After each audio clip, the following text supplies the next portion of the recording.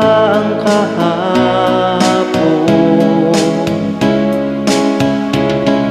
Natatandaan mo pa ba